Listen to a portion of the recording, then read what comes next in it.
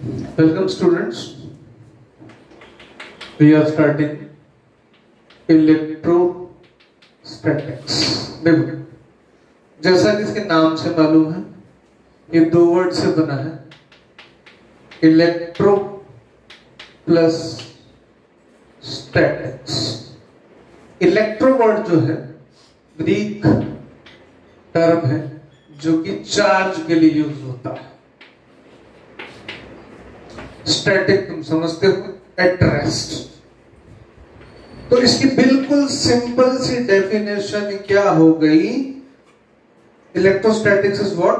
The study of charge at rest, that is called electrostatics. Clear? Simple, इतना ही है, ज्यादा कुछ नहीं।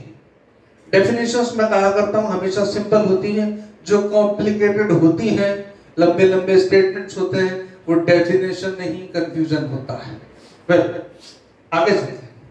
अब इसका एक मतलब तो है कि मुझे इलेक्ट्रोस्टैट स्टार्ट करने के पहले मेरे को बात करनी है चार्ज के बारे में।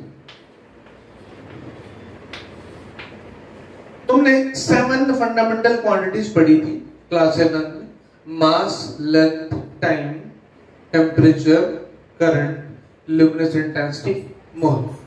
उसमें मैं करंट की बात करता हूं। करंट एक्चुअली फंडामेंटल क्वांटिटी को लिया गया क्योंकि वो नोन चीज थी, फ्लोइंग चार्ज हो रहा है तो उसको समझा जा सकता था। लेकिन करंट एक्चुअली क्या है? Q by T। Actually system होता है MSKQ, MKSQ, कुछ बुक्स में अपने तरीके से माना हुआ, उसमें फंडामेंटल चार्ज को माना। एक्चुअली फंडामेंटल चार्ज ही है, करंट को मान लिया वो और बात है, लेकिन फंडामेंटल चार्ज ही है। तो इसका मतलब मैं बात कर रहा हूं चार्ज की, तो बात कर रहा हूं एक फंडामेंटल क्वांटिटी की। इलेक्ट्रोस्टैट में कंफ्यूजन अगर होता है तो इसी बात को लेके होता है कि चार्ज के बारे में जो फंडामेंटल बातें हैं, एक्सक्लूसिव बातें हैं, वो मालूम होनी चाहिए। पहली बात, फंडामेंटल है तो जो इसकी डेफिनेशन है वही ये है, हमें ऐसा का ऐसा मानना है। मास है तो मास है, लेंथ है तो लेंथ है, टाइम है तो टाइम है, टेम्परेचर है। फंडामेंटल का कोई अदर डेफिनेशन नहीं है, जो है वही है। फिर भी चार्ज की डेफिनेशन है प्रॉपर्टी ऑफ मैटर, इसको मैं अंडरलाइन कर रहा हूं, due to which it produces and experiences electrical as well as magnetic effects। अब देखो, डेफिनेशन देने की जो कोशिश की गई है वो उन फंडामेंटल टर्म्स में दी गई है जो फंडामेंटल टर्म्स पहले से नॉलेज में थी, साइंस में नहीं। भाई बरसों से बिजली तो कड़कती थी, इलेक्ट्रिसिटी तो थी, वो अलग बात है कि तारे बाद में बने, डिवाइस बाद में बने, वो और बात है। इलेक्ट्रिसिटी तो थी। फिर मैग्नेटिज्म अर्थ का भी था, अच्छे से पता था। बहुत पहले जब लोग मैग्नेटिक नीडल से जहाजों पे चलते थे, तो मैग्नेटिज्म, इलेक्ट्रिसिटी, ये नेचुरल फेनोमेना है, उनकी टर्म्स में हमने चार्ज को डिफाइन किया। लेटर ऑन जब डिस्कवरीज हुई तो पता चला कि ये सब चार्ज के फ्लो होने से होता है। इलेक्ट्रिकल इफेक्ट स्टैटिक चार्ज से भी हो सकता है, मैग्नेटिक इफेक्ट मूविंग चार्ज से होता है। बस इतनी सी बात है इसमें। अब इस पर्टिकुलर डेफिनेशन में मैंने जो अंडरलाइन किया है वो है प्रॉपर्टी ऑफ मैटर। ध्यान देना, मैटर की प्रॉपर्टी है, ये उसके साथ जुड़ी हुई एक प्रॉपर्टी है। अभी तक हम इतना जानते हैं। जैसे तुम कहो एक प्रोटॉन है, उसका मास है mp, उस पे चार्ज है प्लस, तो अब ये जो चार्ज है उस पे, ये उसकी वो प्रॉपर्टी है जिससे ये और ये इफेक्ट प्रोड्यूस हो रहा है। Nothing else. हम इतना अभी एग्जैक्टली यही होता है और इतना ही हम कह सकते हैं। इतना जानने के बाद हम आगे चल सकते हैं। अब मेरी बात इसमें जो मैं स्ट्रेस देना चाह रहा हूं वो क्या है, मैं इलेक्ट्रॉन को भी ले लेता हूं। ये इलेक्ट्रॉन है, मास इसका me, इस पे नेगेटिव चार्ज, ठीक है। अब मैंने यह लिखा प्रॉपर्टी ऑफ मैटर। अब यह एक बड़ी इंपॉर्टेंट बात आ जाती है। तुम आगे पढ़ोगे कुछ चीजें ऐसी हैं जिनमें मास नहीं है, जैसे लाइट इलेक्ट्रोमैग्नेटिक वेव है, एनर्जी है, मास नहीं है। एक्सरे है, एनर्जी है, मास नहीं है।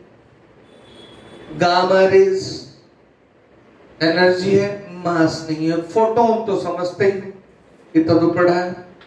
फोटोन एनर्जी है, एक्सरे एनर्जी है, इलेक्ट्रोमैग्नेटिक वेव्स जैसे लाइट वेव, सन से आने वाली जो इलेक्ट्रोमैग्नेटिक वेव्स हैं वो एनर्जी है, लेकिन उनमें मास नहीं है। वो मासलेस चीजें एग्जिस्ट करती हैं नेचर में, डेफिनेटली मैक्सवेल ने प्रूव किया था। वेल यहां जो बात है कि charge is the property of matter, मैंने मैटर क्यों कहा? चार्ज अगर एग्जिस्ट करेगा तो बिना मास के नहीं करेगा। कोई मास, मैटर या मास होना जरूरी है। किसी पार्टिकल पर, पार्टिकल बोला तो मास आ गया, उस पे ही चार्ज का होना पॉसिबल है, चाहे प्लस चाहे माइनस। अब इस बात पे मैं क्यों स्ट्रेस दे रहा हूं, जेई में एक सवाल आया था, मैं एक छोटा सा एग्जांपल लेता हूं।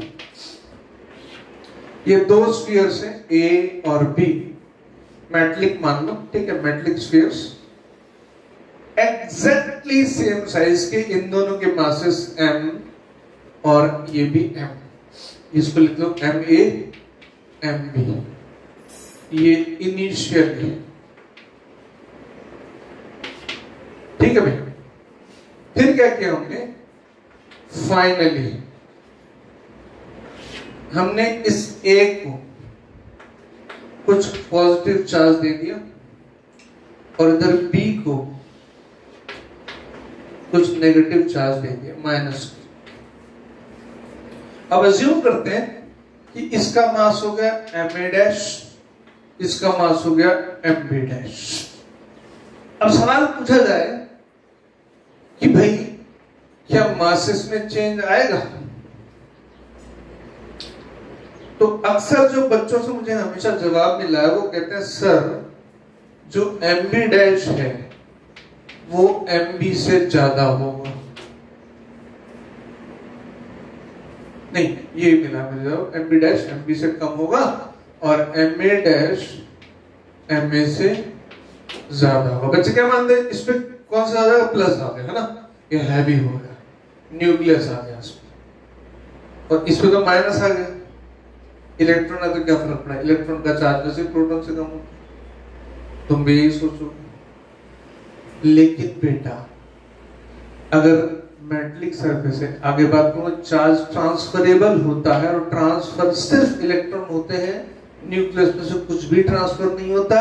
यहां से इलेक्ट्रॉन इधर गए हैं तो इलेक्ट्रॉन गए तो मास भी गया है, इधर से मास गया, इधर चला गया, इधर एडअप हो गया, इधर डिक्रीज हो गया, इधर इंक्रीज हो गया, इधर डिक्रीज हो गया। तो ये जो अजम्पशन है कि mb' mb से कम होगा, नहीं, गलत है। mb' mb से ज्यादा हो जाएगा, क्योंकि इलेक्ट्रॉन्स आए हैं, इलेक्ट्रॉन्स आए हैं तो मास आया है। मास क्यों आया है? Charge is the property of matter, बिना मैटर या मास के चार्ज एग्जिस्ट नहीं कर सकता, और इसका मास कम हुआ है ma' लेस देन ma। ये एक बहुत फंडामेंटल बात है कि हम इस एग्जांपल से इसको ठीक से समझ सकते हैं। Got it? This is first property in the introduction I discussed. In the next class I will dealing with the other properties of it. जहां भी यूजुअली ध्यान नहीं दिया जाता, सीधा कूलम्ब्स लॉ से चालू कर देते हैं। मैं ऐसा नहीं करूंगा, मैं प्रॉपर्टीज को पहले डिस्कस करूंगा और उनसे फिर आगे हम चलेंगे। थैंक यू बेटा।